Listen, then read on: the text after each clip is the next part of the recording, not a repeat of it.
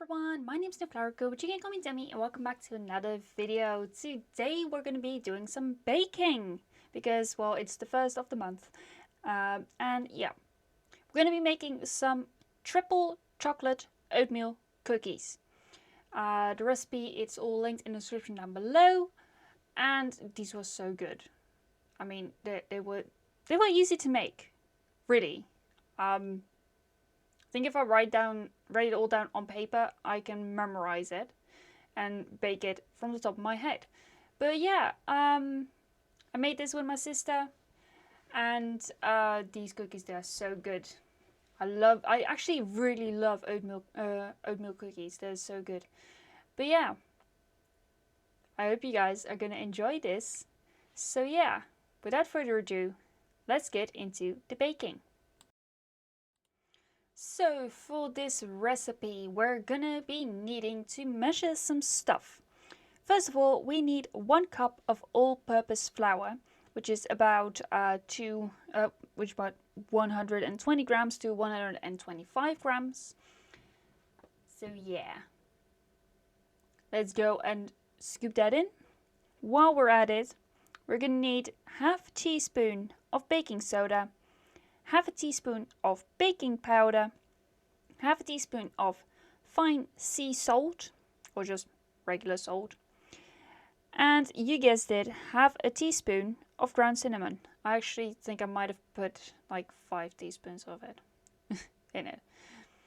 Here I am looking at the baking powder. Yeah.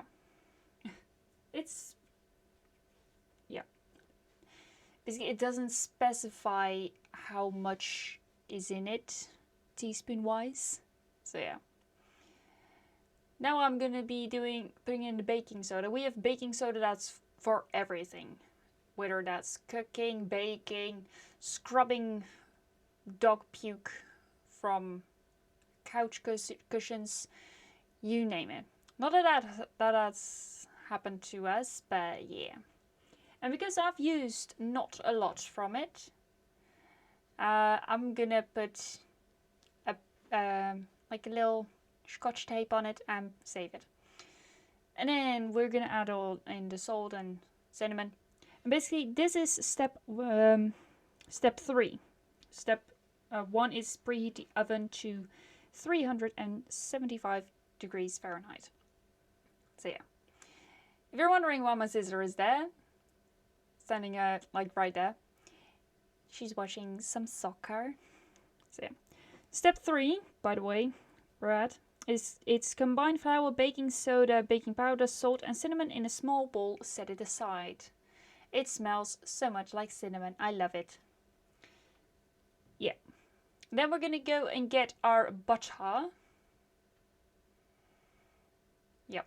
Look at me being, yep.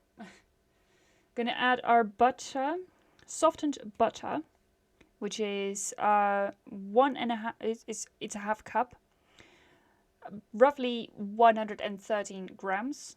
Something really funny happened while I was cutting up the butter.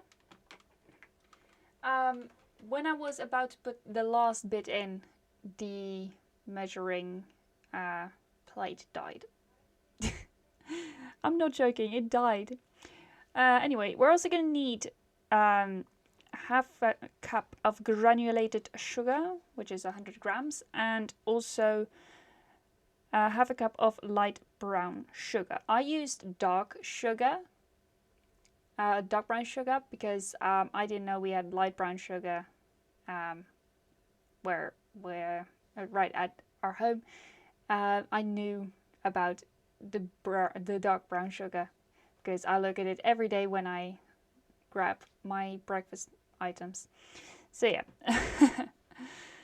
But yeah, you will see my mum coming to look for it in a bit. Yeah.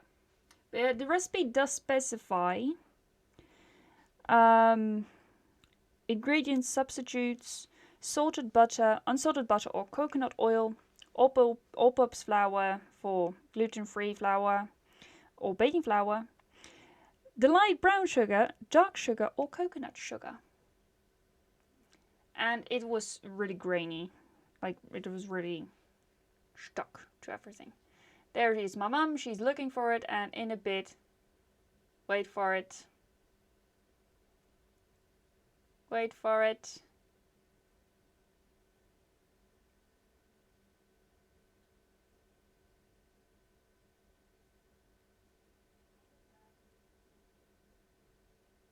Just one sec. Oh wait, she already grabbed it, and I told her that. Yeah, we actually do have light brown sugar. And I said that we didn't have nothing solved it. My sister is grabbing an egg, because that's also what we need. We're gonna need a teaspoon of pure vanilla extract. So actually you're supposed to get an actual vanilla bean. We do have those.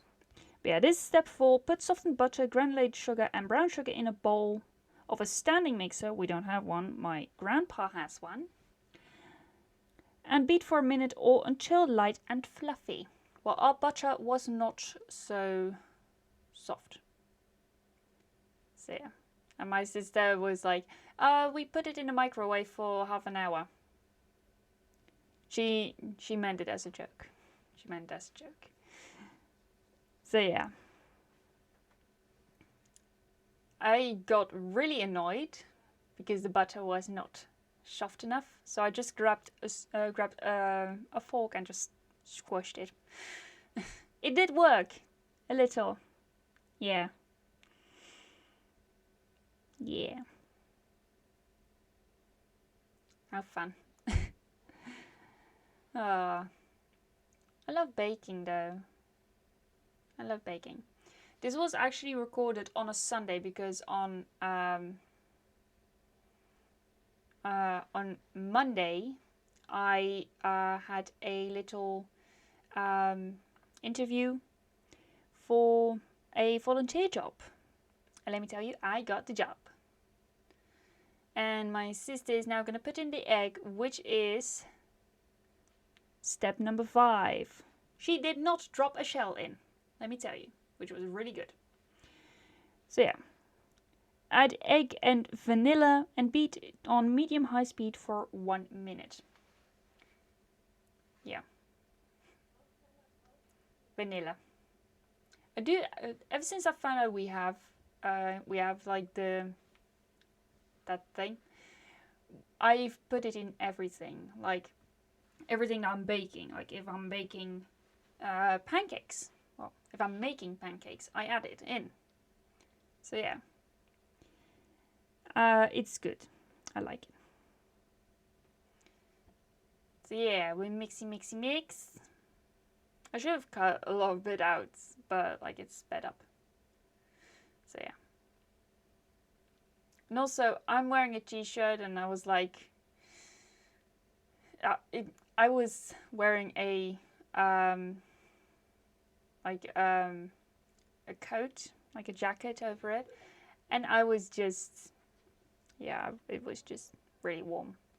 Anyway, step 6, add the dry ingredient mixture and beat on medium speed until combined. Yeah, and also we saw a little Nusha. We tried to get her in a video. She deserves to be in one. She really does. I feel like I almost need to have her in every video that I make. Like every baking video or every vlog. She needs to be in it. She needs to be incorporated. And then, yep. Yep, having fun with the mixer is really fun. Look at everything shake on the countertop. Well, anyway, I'm going to tell you the final 2 things you're going to need, final 2 ingredients, which is 1.5 cup of old-fashioned oatmeal. It's about 120 till 135 grams. And also some mix-ins. Now these mix-ins, they're optional and they vary from chocolate chips to raisins to cinnamon chips to etc. And that is, I chose chocolate chips because I like chocolate. And I like chocolate chips, so why not? And that is, if you're doing it just like me, it's about 170 to 175 grams. So yeah. I think here I was trying to get Nusha to do something. Nope, not. No, I was putting away the oats. Yeah. So yeah, you want to mix that in on low speed, the oatmeal. Yeah. And our mixer kind of did it stopped every now and then on the low speed. So yeah, I had to get 2 of these cups of the chocolate chips. One of those cups was 125, and on the scale it was 126. And of course you have to eat a little of it. And then you, after measuring the mix-ins, you beat that in until evenly distributed in the dough. And then you want to, after that, you want to line 2 large baking sheets with silicone baking mats or parchment paper. And now the dough is done. Yeah. And I was like, use a 1.5 till 2 tablespoon cookie scoop to measure out portions of dough. We don't have that. We don't use cups or tablespoons to measure. I was trying to get my dog into the video.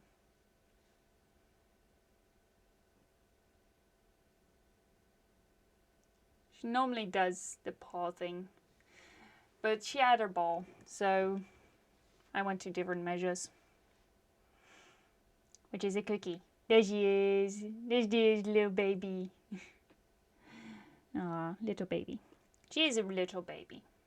Literally. And she made a nail print on my arm. Yeah. That's sweet. She's a sweetheart. We have a microwave, a combination microwave. You might know that already by now if you're a long-time fan. So our microwave is not an oven. Yeah. Yeah, keep that in mind while doing this, while baking. Sometimes with a combination microwave, you need to do it a little longer. Yeah, it needs to bake for a little longer. But hey, learning curve. Anyway, there's this really cool trick, this really simple trick you can do to always get a perfect circle with the parchment paper. And that's by fold it in half, then fold it again, then fold it into a triangle, and then keep halving that, and then it's perfect every time. Then you cut it, so just look, half it once, then half it again, and then you go to triangle. Yeah, then we halve the triangle, and then we do it again. Then we grab the plate, grab a scissors, and cut it. And then you get a perfect circle. It's really simple. Everyone should know. Yeah. Okay, so I'm just going to use a tablespoon. So roll the dough into balls and place evenly spaced on the prepared cookie sheet. So yeah, you just make the balls, and then you place them on it. And then you also have to press them down gently, which is the part that I did not really do. But yeah. You could use like smaller portions for the cookies, have small cookies. I do feel like that the small cookies are really, really cute. I do have a clip of me taking this batch out of the oven.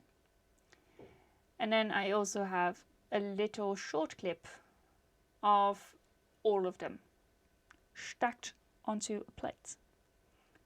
But they're so good. I still have some, so I might actually get a cup of tea, and enjoy the final episode of The Rookie that I can watch on Disney Plus.